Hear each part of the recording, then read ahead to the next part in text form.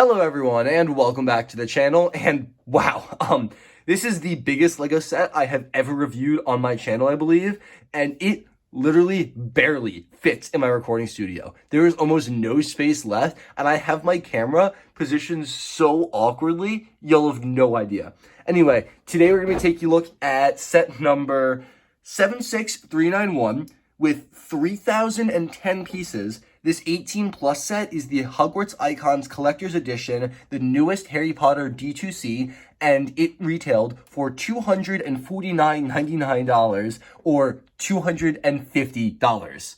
Wow, this is a massive, massive set. That being said, it is still only the third biggest Lego Harry Potter set, I believe, because both Diagon Alley and the giant UCS-style Hogwarts Castle clock in larger than it, and we're going to get an even bigger D2C this summer as well. So Lego Harry Potter has been popping off with absolutely massive sets each year, and honestly, despite my original thoughts though, this might be my favorite. I love Diagon Alley to death, but this display model is just absolutely gorgeous, and it was a really great talking point because I had this in my dorm for a very long time. Now, it's very difficult to record this, honestly, like I said before, because it's so large, but this set does come with several things. We have, first and foremost, this amazing 20th anniversary golden Harry Potter minifigure stand containing not one, not two, but the three missing minifigures that we wanted, that being Dumbledore, McGonagall, and Hagrid, who I never thought we'd get in gold because of his massive torso piece. We have the giant centerpiece, which is Hedwig, and then we have a Snitch, the Letter, a bunch of potions, some of which are hidden behind, two closed books, all stacked on top of each other, and then an open book, a wand, a scarf that you can color change that to be any other color. There's Hufflepuff, and then you can use these parts to make a Slytherin and a Gryffindor one as well. You can only make two unique scarves at a time, though. You have to cannibalize the gray parts from that and the yellow parts from this to make the the Gryffindor and Slytherin ones. There's also a chocolate frog and a pair of glasses included. I figure let's just start with the minifigures like we always do, and then go through each individual aspect of this set until we reach the very, very end, and then back to this massive shot. I'll give you the final verdict. Easily the greatest part about this set are the minifigures. There are only 3 included, and they are the 3 best minifigures I've ever seen. Now, we will take a much closer look at them like I normally do for minifigures, but first, I wanted to look at these stands here. We have a printed Lego Harry Potter element here. Unfortunately, the Albus Dumbledore right there is a sticker. And then we have not only just a really beautiful brown stand with the gold minifigure plates for the minifigures on it, we also have this detachable chocolate frog card for Dumbledore. And this is like an actual in-universe chocolate frog. And Dumbledore sits in there, it's got his name, and then, ooh, you can't expect him to stay there all the time, you know? And his frame's empty. It's got the stars, it's got the purple elements. It's just designed so well and so accurately, and it looks amazing, and it's just gorgeous. Like, it is just gorgeous. No way around it. This is one of the most beautiful display plaques Lego has. I think this is the best display plaque Lego has ever made for any Lego set ever for minifigures, and that's not even the best part. The best part is that it also includes extra pieces here. It includes these pieces, not the minifigures. Only 3 minifigures are included. You have to buy all the other 20th anniversary sets to get these characters, but it includes these stands. So what you can do is you can pull this apart and you can just slide this in, and you have room now to fit every single one of your golden anniversary minifigures. They all fit on this stand. And that's so cool. Like, they include the parts, so you can actually have a full display. Like Ninjago, take note. This is what you should have done. Minecraft and Marvel for this year, take note. This is what you should do. Like, this is so cool. And it looks so good. This is literally perfect. But enough gushing about the stand. Like I said, only Dumbledore, Hagrid, and McGonagall are included in the set. Other minifigures are not, but all of this stand is included. So now let's take a look at those minifigures much closer. But just, wow, bask in the glory of how awesome this thing looks. The first minifigure I want to take a look at is going to be Albus Dumbledore. Now, I'm really glad he's included here because when the golden minifigures for Harry Potter were first revealed, I was horribly upset that we got Quirrell instead of like Hagrid or McGonagall or Dumbledore, and this set fixed all of that. And so I take back any of my whining or complaining that I did in earlier videos because this makes all of that moot.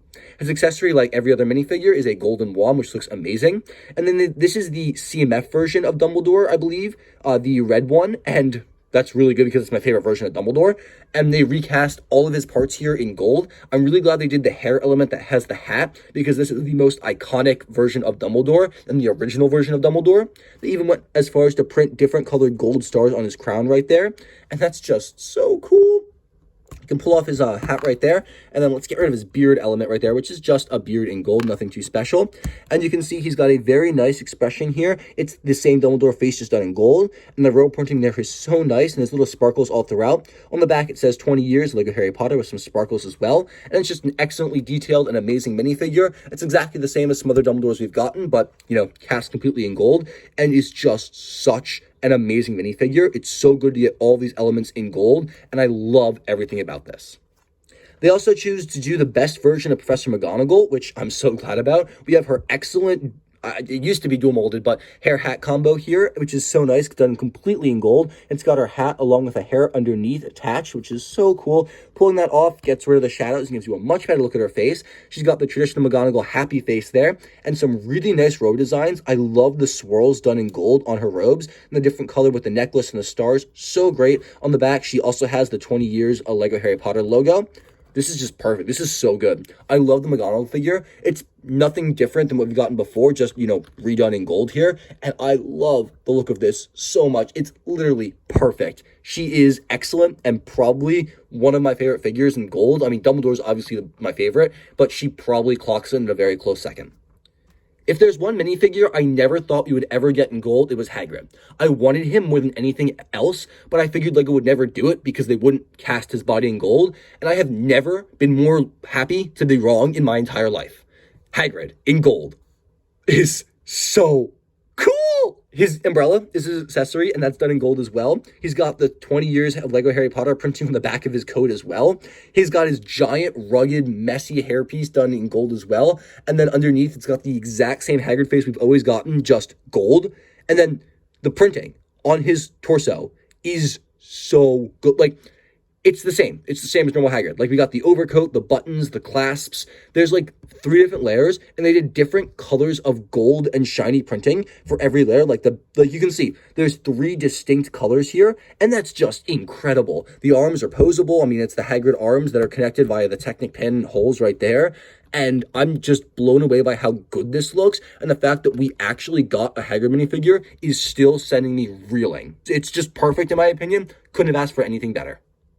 Probably the worst build in the set, and when I say worst build, it's still really, really great, is going to be the Harry Potter glasses here. Now, they are incredibly recognizable and accurate. I love the piece they used for the frames here. I'm honestly not familiar with it. It's just like a giant circle with 2 Technic pin holes on either side, which is really interesting. I have no idea where that pioneered, and they can actually open and close in the back, which is so cute, and they're about the right size. Honestly, here, I'm gonna cut away real quick and show you me actually putting these on. All right, here we go. Let's take these off, and we got my Harry Potter glasses.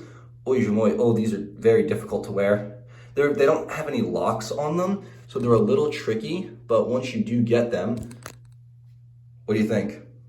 I can't see a single thing because without my glasses, I'm literally completely blind, but they do fit an actual person. They stay on reasonably well once you get around the earpieces just flailing everywhere. And I'm sorry for the echoey audio. My bathroom is terrible for recording, but Harry Potter glasses, everyone. One of my favorite builds is definitely the Chocolate Frog. He is absolutely adorable. I would have loved a build for a Chocolate Frog card aside from the stand we got for Dumbledore. Maybe if they did like an actual kind of flatter one with like a sticker or a print or something. That would have been so cool, but beggars can't be choosers. Listen, the set is great regardless. The frog is actually fascinating. So the legs in the back, you can extend those if you want and rotate them. They're on a Technic pin. You can see the black pin right there. So there's a lot of posability here. The legs in the front do move up and down as well, and you can sort of rotate the front legs, but they're mostly better if you kind of position them locked. The eyes here are so cute. They actually use the superhero jump pieces to get the positioning there. And the mouth cannot open, but because of the nature of this piece, it looks like it is open, which is so cute. The rest of the frog is completely tiled off except for a single stud up there, so you can attach something if you really want. On the bottom, there's not much. It's really just meant to kind of stay still and be on display. It looks incredibly accurate to what it's supposed to be, though. I've literally had a chocolate frog this size. Like, this is perfectly scaled to real life. Like, I kid you not, like, I've literally had a chocolate frog this big before. So it's so cool to see this represented in Lego. And I love that they stuck to to pretty much everything being in brown, with the exception of those pieces. I wish they had recolored them, because we know they can. They did yellow ones for Super Mario. It would have been really nice to get those in brown. And the Protecting pins aren't really an issue for me. This is perfect, so cute, and just one of my favorite little mini builds in the set. So there are 5 different potion bottles included in the set. Not all of them contain potions. One of them is just an ingredient. However, they all are incredibly recognizable and accurate to things we have seen in the Harry Potter universe. The first of which is my favorite. We have the Felix Felicia's potion here, the Liquid Luck, given to Harry by Slughorn in the Half-Blood Prince book. I love this. First off, it's glow in the dark, so all of the white elements here actually do glow in the dark. I will show you that in just a second. The stopper is made of gold, and we have a very nice cone piece there as well, and the entire thing is really solid because there's a pole running through the entire middle of this, kind of holding it all together. The brown piece at the bottom there is not included. It's just there so I can stand it up, because otherwise it would fall over. And the Felix Felicis thing on the front there, that is a sticker, not a print. There's nothing on the back. It's pretty simple, especially when compared to the other potion bottles, but it's still probably my favorite. And here's the Felix Felicius potion, and as promised, it does glow in the dark. So if we turn off all my lights, there we go, and it looks phenomenal. The sticker is a bit weird because that's very dark, but all of the pieces used to build the actual thing do glow very, very well. And honestly, I really like that. It's completely unnecessary, but they still did it anyway. And it's just such a really neat touch that really sells this set. Next, we have the Polyjuice Potion. Now, all of these are stickers. None of this is printed. It says Polyjuice Potion, HG, and then it's got a little number on there, and then another number here. So I just kind of labeling. And then on the interior, it's just full of studs. Now, it's not just studs. There's also a cone piece in there that kind of pushes through, and it's green. You can't see it. It gives the illusion that it's fuller than it actually is, and I really appreciate that.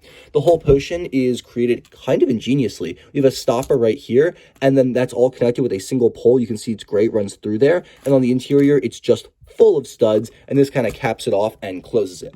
We also have the powdered root of asphodel here, number 28. It's got some lettering on it as well. On the back, it's got another one of those number labels. Stickers, again, not prints. This one has a maroon cone running through it. You can kind of see it's a lot more full than the other one. There we go. And let me tell you, separating all these studs was a pain in the butt because they all kind of came in the same bag. Ugh. And all of these are built exactly the same, and it's built, like I said, in the exact same way. You can pull this off, and it's just full of studs. This one is the Wormwood Infusion, slightly darker color of green, and this one noticeably has the exact same cone in the center, just a lot less studs. The number again is on the back. And the final one is going to be Gillyweed from the Triwizard Tournament that either Neville or Dobby gave Harry, depending on which book or movie you watch or read. And it's got all the stickers on the front, and on the interior here, it's literally just a couple of these tendril pieces, and that makes sense. It's supposed to be like a weed, and that looks great. All 5 of these potions are amazing. I love the bottles. They're just so well designed, and they're so accurate, and they just look adorable. I mean, it's a little potion bottle, and I love that they took the time to actually fill them with studs, and they also pulled all of these directly from Harry Potter. Like, while I don't necessarily know where these 2 are from exactly, I know I've heard them and I recognize them. And then these 3 are just like incredibly iconic and integral to the plot. I mean, it's Polyjuice Potion. It's appeared in like, what, half of the books, if not more. And it's just so cool to have all of these here. And they do all fit onto Hedwig in that black box. I say on Hedwig, on the actual set in the black box. You can line them all up in there. And I'll show you that a little bit later. All right, with all the smaller things out of the way, let's take a look at the larger set as a whole. Now, everything that doesn't connect to it has been removed, and we already took a look at it. However, the potion bottles do fit into the set. On the back here, there's this black box, and all of the bottles will fit just sliding in there. There are no studs to attach them. They just kind of rest in there, and you can fit all 4 of them. However, it's not terribly too important. Now, the first thing I want to take a look at is going to be the wand. This detaches very easily. There's a very simple ball joint right there that just connects to the exposed mixel joint right there. Let's look at this a little separately real quick. The wand is probably one of my favorite builds in the entirety of the set, and I know I say that for almost every one, but seriously, this thing is a work of art. It's the perfect size to grip and, like, swish and flick. Like, Avada Kedavra. No, that's gonna... Wingardium Leviosa. Like, it's perfect, and it's really solid too. Like the way they do the greebling, like I cannot break this. The only part I don't like is that falls off super easily because it's only attached on one stud all the way in there, but even that, it's not the end of the world, and it's pretty secure. And if you're switching this around, like that's not coming off. And I love they have the two different colors of wood here. Like we have the nice dark reddish brown coloring for the handle and the lighter brown for the hilt. And there's the the mixel joint, the ball joint right there that hooks this into the actual set. And even the bottom is tiled off completely. And it's just so smooth and easy to hold because they make the grip. Like there's texturing in, of course, but the grip for the most part is so smooth that it's really easy to hold this and just move it. And even like the size is perfect. Let me show you something real quick. So a while ago, I went to Universal. I know it's not Lego, but I went to Harry Potter World, and I actually got like an official Ollivander's wand, like from that. And this is like the actual like prop set. Like this is a real, like it's not real. It's like, it's an actual Harry Potter wand. And if you compare this to the Lego one, like I honestly prefer, like they're basically the exact same size. Like the Lego is literally so perfect that it's almost as good, if not honestly better, because it's a way easier thing to hold. Like this is a lot thinner and what's a little more accurate because size wise, like they're so comparable. It's crazy how detailed the set is down to like, this is the actual wand and they got the sizing perfect, like legitimately perfect. And that's just another huge plus and boon for the set. Make sure to let me know in the comment section down below which one you guys prefer. I honestly like the Lego one, but this one's still super cool. And like, they're both basically identical. Like this is so cool. The next thing that we can detach is the scarf on the bottom. Now, currently, I have it set towards Ravenclaw, and the scarf can easily be removed and changed to be whatever house you want. It just sits on those 6 studs right there, or technically 12 studs right there. Just set it on and off. There's not too much on the bottom here. Let's pull this aside. I'll show you all the other variants and kind of look at this in more detail. So the scarves are very interesting. You're able to have one for every single house, which is really, really nice, depending on which one you are. I choose to have the Ravenclaw one on display because I am a Ravenclaw. You can only have 2 built at a time, though, because they include enough pieces to make all of them, but not all of them at once. If you want the Gryffindor one, you have to take away the black from Hufflepuff and just use the red pieces instead. And if you want the Slytherin one, you do have to take away the blue from Ravenclaw and just use the gray from that. And so that's really, really cool. I do like how they gave you pieces to make all of them. I was honestly expecting when I first saw this to just have Gryffindor because it's Gryffindor and it's Harry Potter and Gryffindor is the only house that matters, you know? That's what it seems, at least in all the merchandise. But I'm really glad they didn't do that. I think it's really cool they added all the parts. I'm not going to go through and rebuild them for you because it's literally just imagine that this is red instead of black. And this is green instead of blue, and they look exactly the same. All the builds are identical. Like if you look at this, like literally it's the exact same build, no changes whatsoever. And there's a lot of posability here. There's a lot of these hinge pieces, so you can move the tendrils of the scarf however you want. And that's really nice. I appreciate that they did that and they didn't just lock it. So you can kind of have a little bit of customization, but it's really just a scarf. It doesn't do anything on its own. It really just adds to the whole look of the build as a whole and adds a very nice and needed splash color to the bottom. All right, I promise we're almost done removing things, but now there's only 2 more things to look at. We have the Hogwarts Letter, which is very easy to detach. There's 2 clips on the back here, and then there's just, if we move Hedwig's feet, there we go. You can see there's 2 little bars right there, and it's very hard to see from here, so let's zoom in. There's 2 little bars right there, and then the little joints, they just kind of clip in place. And so let's take a look at that letter in more detail because it's truly a work of art. The Hogwarts Letter is probably one of the best parts of the set, like, ever. So it's 3 printed, not stickered pieces connected together, and you can see how they connect that on the back. And you can kind of pose this if you want, but it's really meant to lock in place, and it looks really good, and you can't really see through the cracks there. So look, it's 1 sheet of paper that was folded into 3s and is now open and just kind of laying on the actual model. The first one is the Hogwarts crest with the Hogwarts, and then the model, Never Wake a Sleeping Dragon in Latin underneath. And I love this. The detail of the print is just so good. It's amazing. On the very bottom, we have a print that says, Yours sincerely, Professor McGonagall, Professor McGonagall, Hogwarts School of Witchcraft and Wizardry, Headmaster, Albus Dumbledore, and then just some of his, I don't even know what that is. I'm being perfectly honest. I don't know what that means. And then in the center, we have, honestly, the best part. And this is incredibly accurate. We have Dear Blank. And what they have you do is you're supposed to write your name there, like the actual owner of the set. So I'd write Brickman Dan, but I'm not going to do that because I don't want to write on a Lego piece. But it says, Dear Blank, we are pleased to inform you that you have been accepted at Hogwarts School of Witchcraft and Wizardry. Students shall be required to report to the Chamber of Reception upon arrival, the dates for which shall be duly advised. Please ensure that the utmost attention may be made to the list of requirements attached herewith. We very much look forward to receiving you as part of the new generation of Hogwarts heritage. They don't actually include the list of like supplies you need to buy and other stuff, but this is perfectly enough, and this was the actual letter. And I just love that they included this, and it's so accurate, and it looks so good as well. And the fact these are printed, not stickers, just makes it even better in my opinion. And the final part of the set that we can easily remove is going to be the golden snitch. Now, this thing, you just kind of pull, there we go, and it just kind of connects with this Technic piece, which is kind of obvious. I really wish they had recast this in clear or white or anything. I understand how impractical that would have been, and black really does work, but let's take a look at this closer real quick. The Golden Snitch is one of my favorite mini builds just because they legitimately made it golden, and they used the really nice shiny gold pieces as well, and even went as far as to use the shiny gold pieces for the fourth, I can't even get this apart. Wow, it's a very solid build. They even went as far as to use the shiny gold for the pieces underneath that you can't even see all of them, when they very easily could have just used a much cheaper version instead. My only complaint is you can see a lot of the tan underneath. I wish they had done that in gold, but I totally understand why they didn't, because that would have been prohibitively expensive. This Snitch is attached to the build just by this Technic pin contraption on the back there. That just kind of slides in and just attaches. The wings are hot air balloon pieces originally pioneered in the Friends line, and you can position those kind of however you want. There's a lot of posability with the wings, and you can move them to any side. Other than that, though, it's literally just a complete spherical ball with wings attached. Nothing too special, but it also looks exactly like the Golden Snitch, and I love they just included it flying off to the side. Like I said earlier, my only complaint is that this is black. You can see it's attached, not just free floating.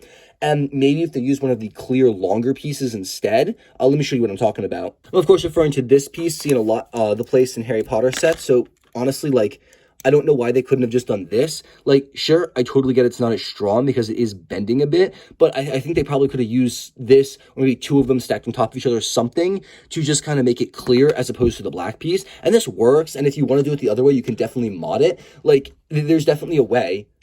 Well, let's see why they didn't do this, because you can definitely see it's not that strong of a connection and it rotates very easily. I feel like there was definitely a middle ground solution between a black Technic pin and some kind of clear translucent part to get this to fit really, really well. And I just kind of like the illusion of it floating as opposed to the black stand, but ultimately it doesn't really matter. It still looks great no matter which way you put it. All right, and with that, we now have taken away everything except the bare bones of the set, and we have just this amazing build left. Now, there's four things here. We have the open book on the bottom, we have the closed blue book, the red book, the little box for the potion bottles, and then Hedwig herself. Now, let's see. So Hedwig is massive. That's going to be the last one we take a look at. First, we have this textbook. Now, this textbook has some excellent layering here. I love the detail. These are actually not held in place. They do wiggle. They are locked, but they're not connected with any studs. And I love the way it gives a really great illustration of just pages. So perfect. And the gold texturing on the corners of the book as well is absolutely beautiful. Like I said before, there's the part to connect the wand. Here's the part to connect the scarf. And then throughout the set, you can kind of see a bit of it here. There's one centerpiece, and all of this can be lifted up relatively easily. That gives you a look of what it's like underneath. And then there's actually some circle tiles that do connect this to everything. So it doesn't really come apart unless you try. And the whole thing is held together with some seriously well-connected Technic beams. And the same is said for this one. There's some circles kind of holding that in the angled place. So this is not coming apart unless, like I did, you yank it straight up. But that's rarely ever going to happen. It also means that you can pick the whole setup from the middle here, and you don't have to worry about it breaking, because the entire thing is solidly connected with Technic parts. So there's no danger for transport. It's actually surprisingly easy to transport. The blue book, there's no printing or texturing on any of the books, on any of the spines or anything, which is, I think, arguably a very big loss. I would have loved some stickers or prints or anything just to kind of decorate this a bit. I mean, even the Hogwarts books for $30 have detailing on the spines, arguably not much, but still something. I also love the texturing for the pages here. My only complaint is that I know there's a piece that allows on all the corners, and it just looks really awkward to have the smooth side here. And I get why. I mean, that's always been a problem with Lego, but I really wish that we'd be able to integrate like full pages into the books at some point, maybe someday, but for now we do have that awkward gap. And that's the exact same here. There's really like, they're both built pretty much identically, just slightly different sizes. And I'll spin this around for you. You can see how the back of the red book looks. And like I said earlier, this is just a very nice detailed box. Now there is actually a sticker on it somewhere. There it is. HG, not exactly sure what that's supposed to stand for, maybe just Hogwarts, but it is there. And this is where all the potion bottles sit. There are no studs in there. You just kind of rest them in as you were. You can also stick a potion bottle, like you saw earlier, on any of the studs there. It doesn't connect the best, but it does connect. Aside from that, though, there's really not too much else to the books. They look super great on display, especially when you put all the other Hogwarts icons or like relics on them, but like themselves, they're not terribly too detailed. Moving up, though, Hedwig is a true masterpiece. If you do want to detach her, it's very difficult. Honestly, the easiest way is to pull the body up, and then it detaches from the legs here, which are kind of built into the Technic part. So technically, and I would never recommend doing this, but you can pick it up from the Hedwig legs. However, if you pick it up from the body will separate and this part will fall. So don't do that. But the legs are connected into the Technic part. So that is something you could do. The feet are very posable, and what you're supposed to do is when you clip in the letter to those parts right there, you can put the feet down to have them kind of holding onto the letter to kind of give that illusion. Moving up, the legs are incredibly detailed. There's a ton of different kind of like fur greebling, different Nexonite shields, and cheese slopes, just kind of give some really nice kind of illusions of detailing and like feathers and ruffles. And then the whole kind of bottom section here, it's just very nice, smooth, tiled off, very round, looks really great. The head actually has a full 360 rotation, which is accurate for owls because they can literally break their necks and just spin them completely around. Freaking nature, I know. The eyes here are printed. Those are not stickers. Those are actually, funnily enough, the same eyes included in the original Hedwig buildable Hedwig set. So take that as you will. The rest of the head is detailed very nicely. I love all these curved slopes. And the beak is, while very small, works great. Although I probably wouldn't have chosen a gray piece for the base there. Maybe tan or black would have been better. Tan just feels kind of out of place. The head connection is loose. Like, it's not going to come off, but it just spins very loosely because it is attached. And I'll show you that if I can rip it off just on one of those pieces. So, I mean, it works really well. It's a very solid build. Looks great. There's some really great greebling there, but it's also just a very loose connection. But it's also really easy to attach and detach.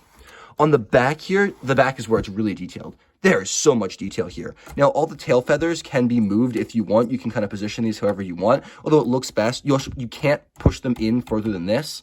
So they lock there, but you can push them out if you want. And that's just because they kind of put little redundancies there. So when you're on display, they won't change where they are on display, which is really nice. Gravity helps hold them in a really good looking place there. I love the different black pieces and gray pieces they're used to accentuate like the detailing on an owl, because they're actually like Hedwig's a snowy owl. There's spots of black and tan and gray on her and everything.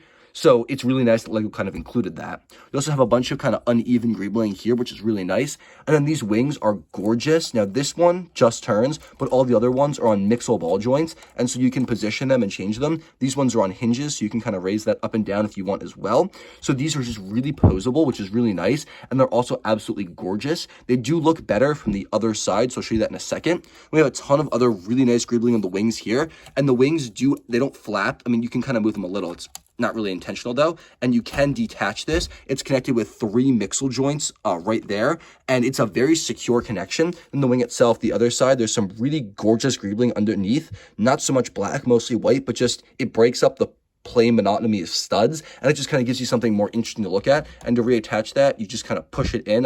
It is still a really solid connection, and it does lead to a little flapping, but honestly, the set's mostly for display, not play, so there's really no need for it to move. And then the wings are all posable, like I said, the feathers, and you can kind of move that however you want to get a really good display in. It's really personal preference, but for the most part, they do kind of lock. Like when you put that one at an angle, the rest of them do kind of follow suit, so it's really easy to get a very nice, even-looking wing spread there, and that just looks gorgeous. I mean, like, you can't argue with that. This is a gorgeous-looking model, no doubt about that. That's pretty much all I have to say for the actual build of Hedwig, though, along with the books and everything. We looked at everything kind of in a lot of detail, so there's not really too much to it, especially for this section. This is very plain, much plainer than I was expecting. It's really all the detail comes from the other Hogwarts icons kind of put onto it, like with the wand here, with the scarf, with the letter, everything kind of adds to it. And of course, Hedwig really just is the main showpiece here. And it's just, she's such a gorgeous, gorgeous build. That's really all I got to say for the builds, though. I know probably like half an hour of talking right there, so you're probably sick of me, but we're almost done, I promise. Let's look at the box and the manual real quick, and we'll bounce back for the final verdict. Here's the box for the set, and please forgive the really bad angle, but this thing is remarkably difficult to video. It really does not fit at all in any frame. We have a very nice silhouette of the Hogwarts castle up there with the Hogwarts Icons Collector's Edition name. Interesting they put it up there and not anywhere on the bottom here. And then we have just a plain black box here with this amazingly well-lit model on it. I love the use of like blank space here. It works really well. And the lighting behind the owl is gorgeous. I love how they put everything else just kind of spread out on the bottom here. And then we got the 18+ branding on the bottom.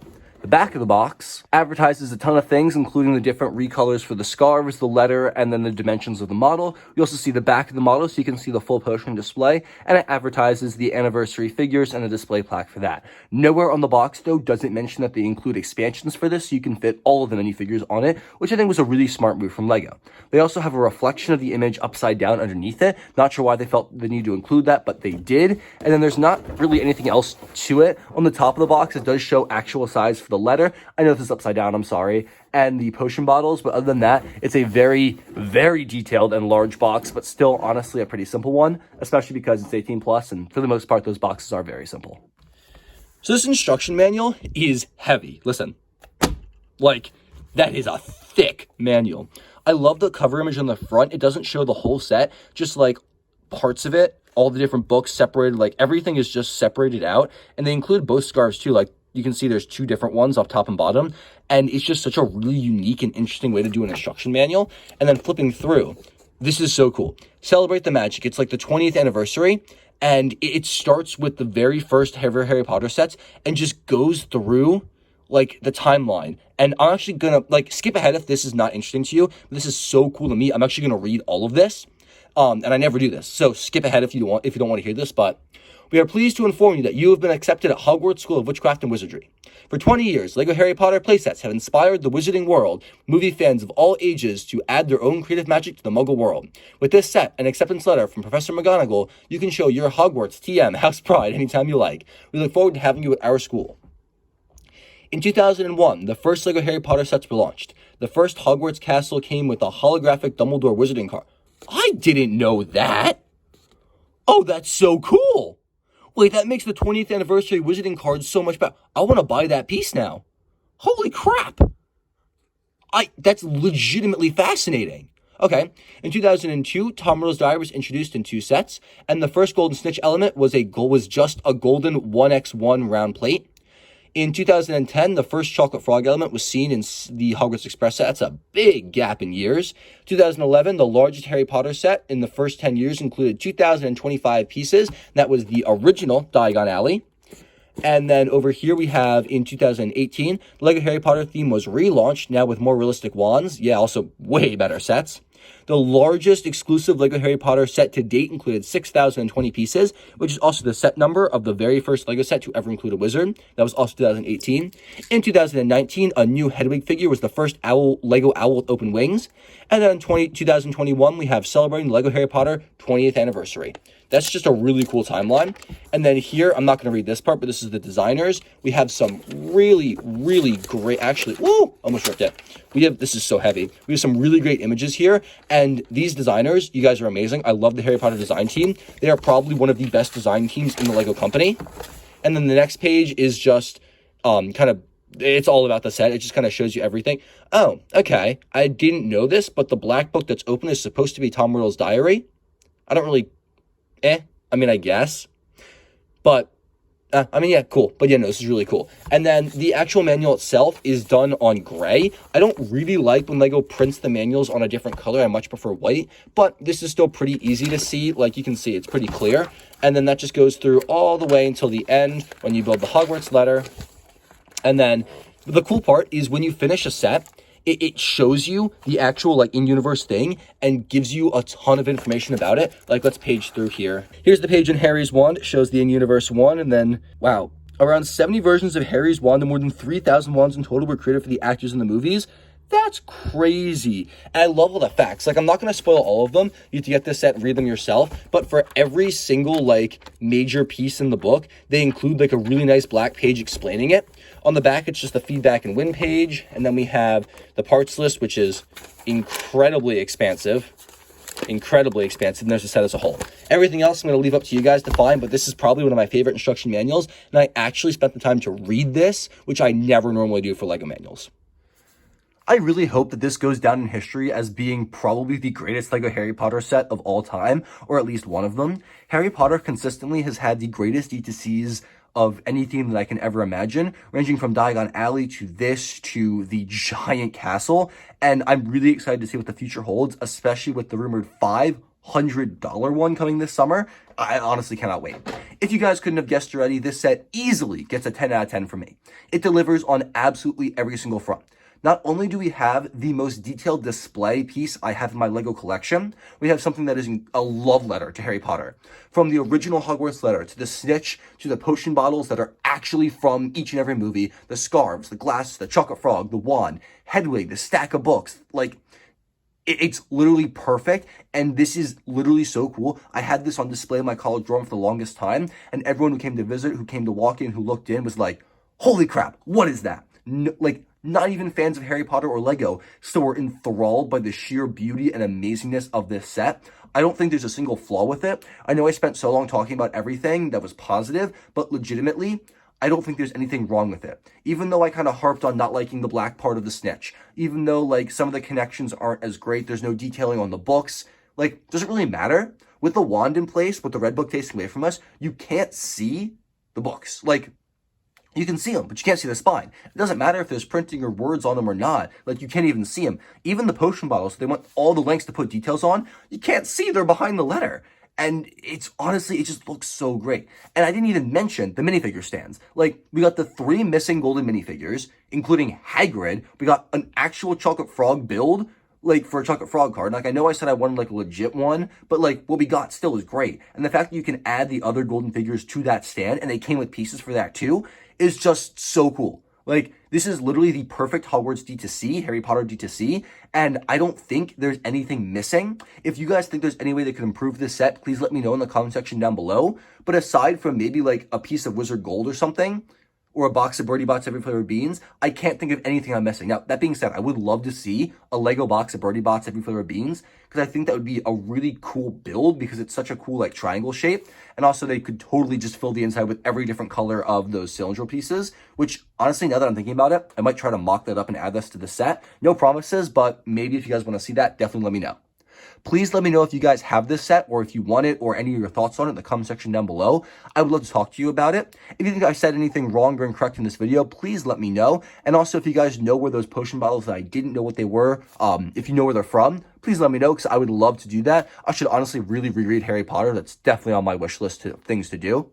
But yeah, no, this set, the Hogwarts Icons, it's just perfect. Thank you guys all so much for watching. If you made it this far, you're truly a legend, because this is probably my longest videos ever at this point. If you want to see more videos for other Harry Potter DTCs that I didn't get around to, like the Castle and the Diagon Alley, please let me know, and I can definitely work on filming those. Thank you guys. Have a fantastic and safe rest of your day, and I'll catch you all in the very next video.